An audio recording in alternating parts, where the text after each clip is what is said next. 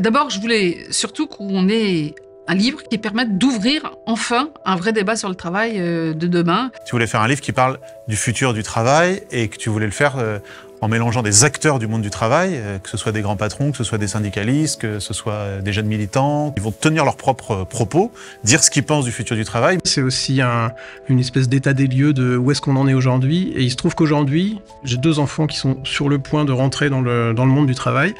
Et je suis très curieux de savoir dans quoi ils vont mettre les pieds.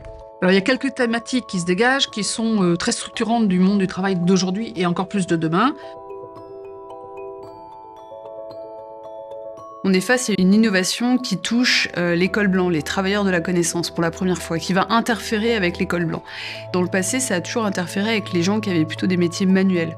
Et donc, ça crée une différence profonde dans la manière dont le débat est articulé et animé autour de ces sujets, puisque les intellectuels qui alimentent le débat d'idées sur ces sujets peuvent dire n'importe quoi parce que je pense qu'ils paniquent, tout simplement.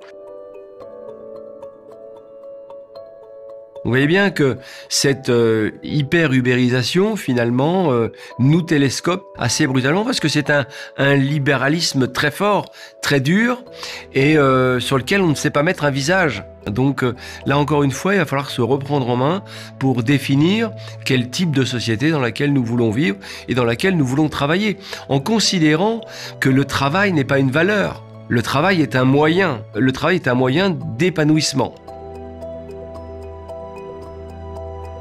La première réaction, quand j'entends le nom de Muriel Pénicaud, c'est de dire « Oh là, qu'est-ce qu'elle veut ?»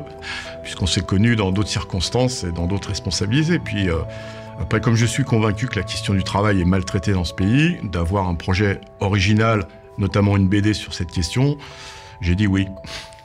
Mais à qui s'adresse ce livre? À tout le monde, en fait. On veut parler à tout le monde en ayant des acteurs de la vie sociale, économique, associative. Je pense que ça peut intéresser les lycéens, les retraités, ceux qui travaillent,